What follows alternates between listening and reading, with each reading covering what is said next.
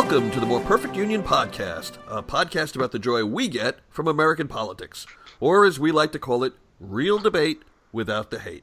Hi, I'm Kevin Kelton. I'm in Los Angeles, and I'm a moderate Democrat. Hi there, I'm DJ from Suffolk, Virginia, and I am your neoconservative libertarian tonight. I'm Greg Matuzak from Cincinnati, Ohio. I'll be your liberal Democrat that you ordered. And I'm Cliff Dunn, and I'm your Republican from Newport News, Virginia. And Emily Brewer couldn't be with us tonight, but hopefully she'll be back next week. Today is our special edition, the post-third presidential debate episode. So, gentlemen, the ultimate debate. The ultimate cage match. Debate. What were your thoughts? It was the brawl to scuttle it all. It's over. It's over. The election's over. A sense of relief. It's a relief. Have you ever heard a teenager debate a seal? Yes, you have. You saw it tonight. Honestly, the question is, who was who? That was a question? I didn't think so. But maybe that's just me.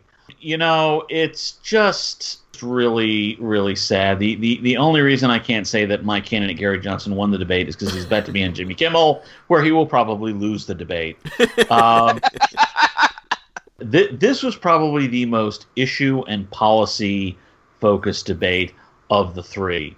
That's not really saying much, but we've set a ridiculously low bar in this campaign, and they happen to meet it. There was some discussion about Daesh or ISIS, not nearly enough discussion about the horror of the Assad regime. In fact, I found it particularly painful that both candidates lamented the fate of Aleppo while basically doing nothing to help the people of Aleppo by promising to get rid of the Assad regime. That really hurt, at least for me. They talked about the economy with Clinton essentially rather competently spewing Keynesian BS, while Donald Trump attempted to mouth supply-side truths and got them all wrong. While at the same time, they threw various, Clinton tried to bait Trump, and Trump, for the most part, didn't fall for it until the very end when he called her a nasty woman. And Trump tried to throw various things at Clinton, and Clinton largely didn't buy it. Apparently, the punditry is focused on the fact that Trump won't commit to accepting the election results, which if you actually...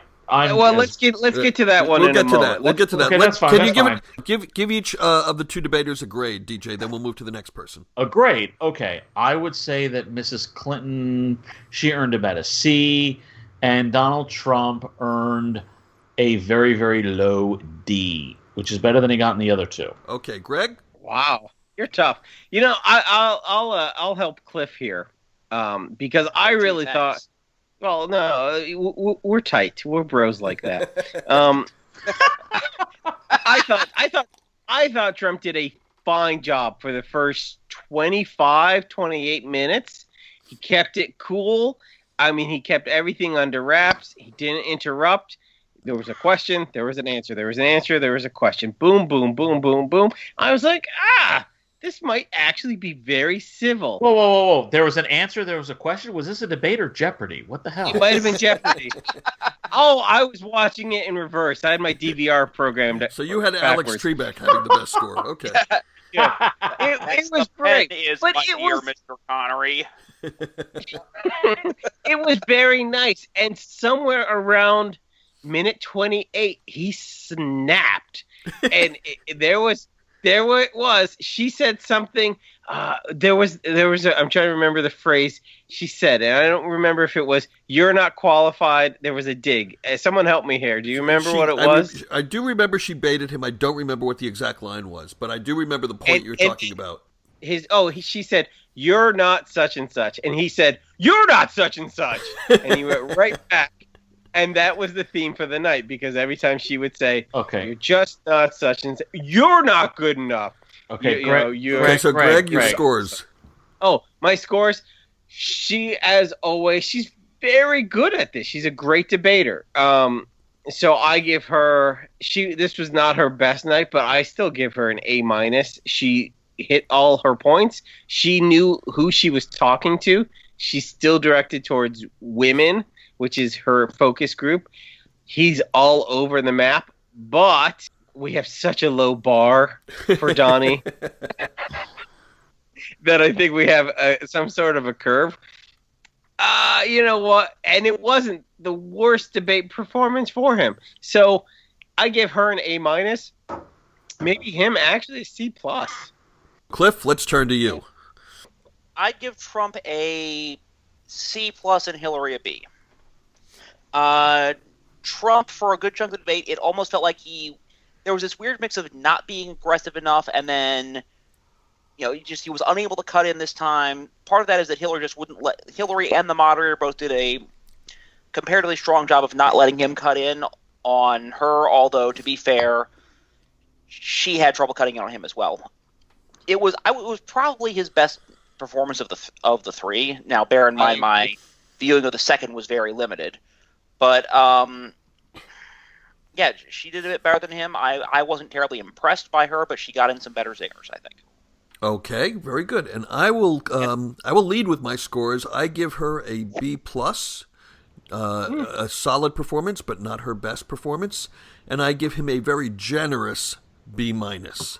I think that he was much more restrained than I think anybody really expected, and he does get points for that. And he definitely was an adult for most of the debate. However, I do think that he lost the debate big time on 2 points. First of all, the answer that he gave about not accepting the outcome of the election, or I'm not going to say I'm going to keep everybody in suspense, I think was his answer. Yeah. That led in every single news outlet that I saw. In fact, the little breaking news things that come over my phone from New York Times, CNN, Washington Post, that's all they talked about. That's all that was what led the first three, the three cable networks that led their analysis after the debate. And that was a horrible answer for him. Even Frank Luntz in his focus group said that was the worst moment of the debate for him. So on that score, I think he really hurt himself because, unfortunately, this is much about perception and optics, and that answer will be what people take away from this debate. The other reason that I think this debate hurt him, and again, on substance, he scored some good points against her, and she scored some good points against him. It actually was the best of the three debates, probably, in that regard. The other thing that hurt him was, and again, I tend to look at this, I try to look at these things from a slightly different angle, because anybody can argue about who had the better points or anything. So I'm trying to judge what the audience responds to. And as we all know, Alec Baldwin has been doing a tremendous job this year lampooning Donald Trump on Saturday Night Live. And one of the things that he did very effectively is lampoon Trump's no interruptions when Hillary's speaking. No, no, no. And Trump actually did that a few times tonight. One of the worst things you can do once the nation has seen a parody of you and a line has kind of caught everyone's taken hold in everyone's imagination. The worst thing you can do is actually repeat that in real life. And he did that tonight, and I'm telling you, that's going to hurt him. So in that regard, I think that he had a good debate, but a very bad night. Yeah. So let's we might as well get into it. What is it really a big deal about him not accepting or not saying that he may not accept the results? Great question. Can I answer that first? Is it? Yeah, please. Go ahead, Kevin. My answer is I don't think he's doing this because he legitimately doesn't intend to accept the outcome. I think in Donald Trump's mind, all the stuff that he's doing now, talking about voting irregularities, and he's talking about Philadelphia, and he's talking about Cleveland, he's clearly trying to suppress the vote, and he's trying to get the enthusiasm up in his base to turn out. He's trying to say to these people, if you don't show up, the Democrats are going to steal this election from us, so you've got to show up. He's also, frankly, inciting violence because he's subtly suggesting to his supporters that they have to go into Philadelphia and watch the election, which is going to be mobs of violently drunken, angry supporters showing up at polling places and trying to insert themselves into the election process. But I think that's the only reason he's doing it. I don't think he legitimately plans not to accept the results. I think he thinks this is his way to actually get out the vote. As they would say on the Supreme Court, I will concur in part and dissent in part from Kevin's statement. I do think there is some voter motivation turnout involved in Trump's statement.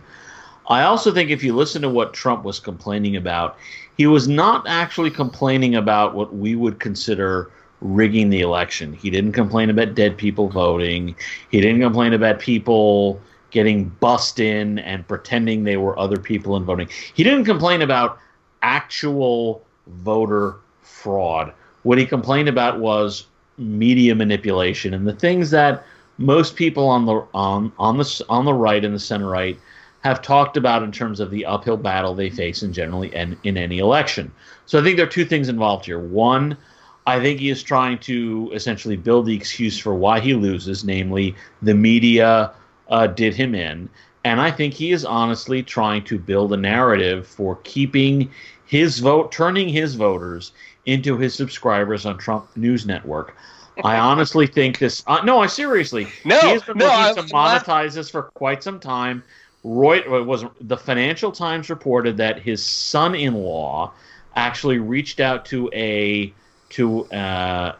investor about the possibility of investing in a Trump News Network. I honestly think that's his real end game here. No. And so he's going to talk about the media all the time. I know you're laughing because you agree, and that's fine, Greg. No, that's exactly what I was going to say. It's like I know it was.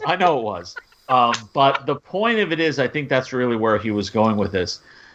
In terms of will there be rather bizarre observers in Philadelphia? Yeah, maybe one or two. But let's face it, Philadelphia is a city of Wilson Good and the Rizzo family. They're not going to need if I hate to say this, but if the people of Philadelphia really want to beat each other up over this election, Donald Trump may be a convenient excuse, but they don't really need Donald Trump to beat each other up this election. It's Philadelphia, for crying out loud. They threw snowballs at Santa Claus. If there's going to be... So, that's just the way it is there. But I honestly think, I think Trump did hurt himself because Trump does what he usually does, and then he goes too far.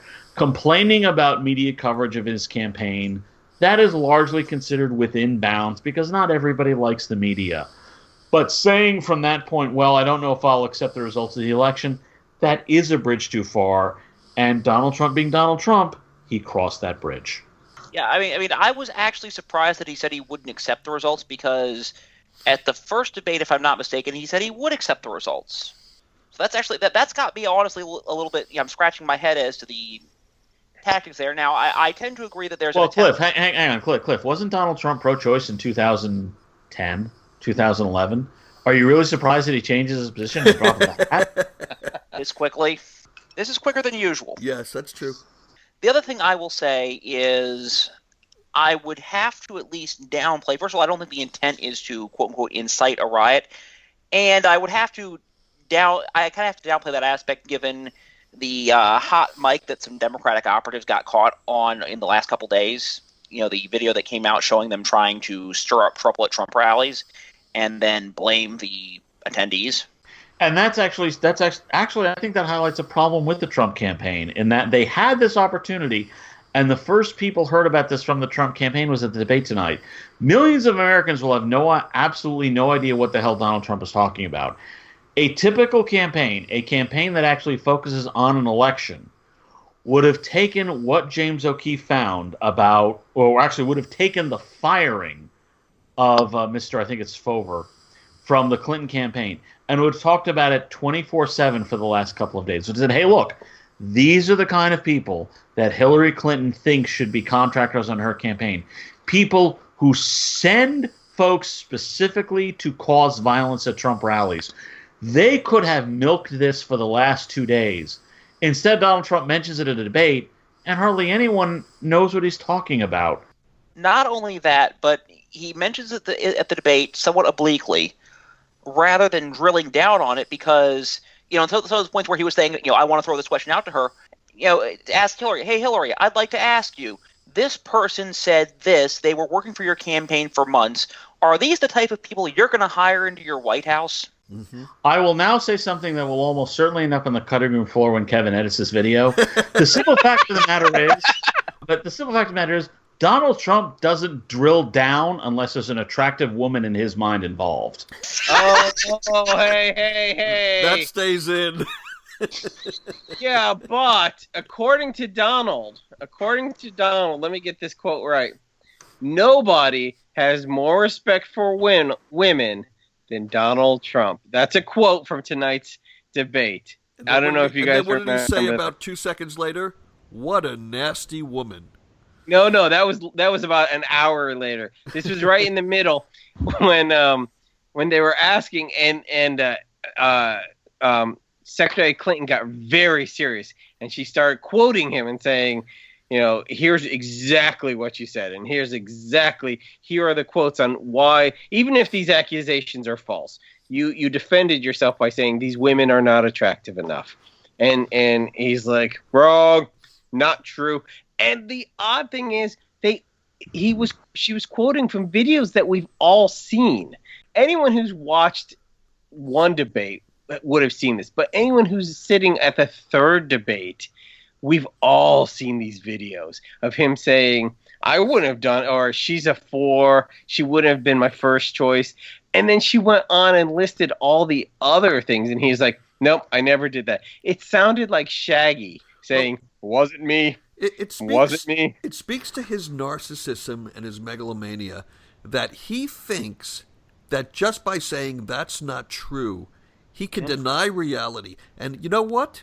Up till this point in his life, when he was running his business and he was always the most powerful person in the room and he could fire anyone in the room who disagreed with him, I'm sure that worked. But it doesn't work anymore. But then he added to it, but I have always the greatest respect for women. That just takes balls. And maybe that's not even the appropriate thing to say. But how can you add that after all that was said and then just say smugly, nope, didn't say it. I love the line when he said, and I didn't even apologize to Melania because I didn't do anything. Oh. That is typical Trump. Does she not own a TV? What kind of cable package do they have in Trump Towers? Like, does she only get Latvian cable? By the way, did you see where one of the networks, I think it was Bloomberg Politics, cut together her responses from 2 different interviews last night, where she was over and over and over again, she gave the exact same answer. So it was clear that she had memorized her answers to a set of questions that she had been prepped. But word for word, she gave the exact same answers. Wait. No. The important thing that you have revealed, Kevin, is that Maliana Trump is better at being on message than her husband. Yes. The Republicans should have nominated her for president. Right, yes. Well, or as the Daily Show said, she's now plagiarizing herself instead of. But hey, remember, Donald Trump will never give you up. He will never let you down. Right. Salute, Cliff. So we've discussed the debate. Well done. We've discussed the debate. In our closing minutes, we're 20 days out. It'll be 19 tomorrow. Where do we go from here? Is the election a fait accompli? Is there still an election to be had? What can change between now and then? And please don't say, well, something's going to come out about Hillary. Yeah, it could, but Martians could also land on Earth. Let's talk about the reality of where we are.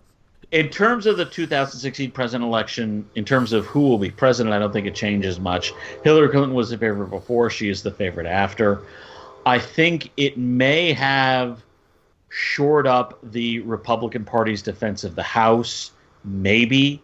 I won't say much beyond that. I think it doesn't really do anything in terms of the long-term implications for the Republican Party. Donald Trump did nothing to beat Evan McMullin in Utah, in part because Evan McMullin is running for president of Utah, apparently. It does nothing to really affect the issues the Republican Party will face in the future in terms of, do they follow the 40-odd% of their voters who voted for Trump and go in a white nationalist direction, or do they try to go back to some sort of vision of the fusionism of the 1980s? Because in large respect, what we're seeing here is really the defusionism of the Republican Party. The Libertarians are going more towards Gary Johnson. The foreign policy neoconservatives, to an extent they can, are going towards Evan McMullin. The evangelical conservatives seem to be fixated more on Trump for a whole host of reasons, not all of which are bad. I'm not necessarily going to beat up evangelical Christians on this one. My point is the Republican Party is sort of splitting up into their various factions, and what we don't know is what will happen to the Republican Party after 2016, and this debate really didn't help us much, not that it was going to, but we really won't know until after the election is over where the Republican Party goes from here, where the Libertarian Party goes from here, and where the Evan McMullin supporting rump goes from here. Because I'm a Libertarian supporter, we all need to sort that out and figure out what we're doing. And there are a whole bunch of matters involved in that I really can't address in a 30 to 40 minute podcast. Yeah, very good point. Got a quick question for you. If Evan McMullin were on the ballot in Virginia, would you prefer him or Gary Johnson? Evan McMullin actually is on the ballot in Virginia, so I can answer that question a little more easily than you might think. I will be voting for Johnson over McMullin for this reason. Evan McMullin seems to be under the impression that the only issue the GOP has is that it needs a new paint job. He has openly said the GOP doesn't have any problems on issues, it has a problem on image. And that, frankly, is wrong. The GOP does have some serious issue problems, as far as I'm concerned. And the fact that Evan McMullin... The party has issues. Evan McMullin didn't say they didn't have issues. My point is, Evan McMullin seems to think the GOP has more of a presentation problem than a substantive problem. And I simply disagree with that. And I don't think Evan McMullin is what's right for the center-right in America. I don't think he can solve the problem. I'm not saying Johnson necessarily can. Johnson has his own issues, most of which he'll probably reveal to voters at Jimmy Kimmel tonight. But sorry, I'm in veno veritas, and in liquor veritas anyway. But I think any port in a storm. Yeah, any port in a storm. Okay, let's. That's right. That's port you're drinking. Well done, Cliff. Mm-hmm. Well done. I would say the Libertarian Party, I think, has a better future in terms of what they want to do than the Evan McMullin clique has. Okay. And so that's why that's one of the many reasons I'm staying with Gary Johnson. Okay, so I'm gonna come around to try to wrap things up. So I think we could all agree that it looks like Hillary Clinton is probably going to win the election. Is there anyone here that disagrees with that? Yeah, the campaign has been going the wrong way for 2 weeks. I tend to agree with the analysis from earlier that this is at least stopping the bleeding insofar as the House and hopefully the Senate goes. But yeah, I am not bullish on our presidential chances at the moment. Okay, so here's the question that we're going to end on for each person. We'll start with DJ. Does Hillary Clinton win one of the red states? Does she win either Georgia or Arizona or Texas? I will say no, certainly no to Texas. Texas is not there yet. Yeah. I will say no to Georgia because she really hasn't put a lot of effort into it. I think she actually will take Arizona because the only person who's carried Arizona since 1960, the only Democrat, has been Bill Clinton because Clinton ran so hard on entitlements in 96. The fact that Clinton talked about entitlements tonight, she tells me she has the kind of campaign that can win Arizona. Okay. So I think she will win Arizona. Okay. So the answer to your question is yes. Great. Greg? I think no on Texas. That's a pipe dream. That'd be lovely. I think no on Arizona. But I think if the weather is nice on November 8th, they'll take Georgia. If not, if it's raining and storming, no Georgia. Okay, Cliff. I honestly believe that. My thought is no to those three. I think the red state she actually has the best shot at winning is Utah because of the way the vote split's going there. Okay. Oh, that's interesting. Okay. I'm thinking that McMullin is probably going to win Utah, but I think that she has a shot agree, there. Kevin. Yeah, I agree that McMullin has a good shot there. I think Trump also has a shot there. but it's an unusual three-way race. Right. It's the first time in my lifetime where you have the realistic chance of a presidential candidate winning a state with less than 30% of the vote. Right. Right. Well, It's that's very awesome. interesting. It could be between those two. But so I'm going to give my answer yes to Arizona, and I think good whether or not, I have a feeling that this election is going to turn into a rout, and I think that she might just pull out Georgia. So we'll see. And with that, I want to thank our listeners for listening to this special edition of the More Perfect Union. Please find us on iTunes and at our website, moreperfectunionpodcast.com, where you can also find blogs and commentary. Also, look for us on Facebook at facebook.com/moreperfectunionpodcast. And if you like debate and want to be part of ours, you can do it online in Facebook's Open Fire. That's our political debate group. We're all there, and we'd love to see you too. So until next week, this is Kevin Kelton saying for the gang, sayonara. That means goodbye.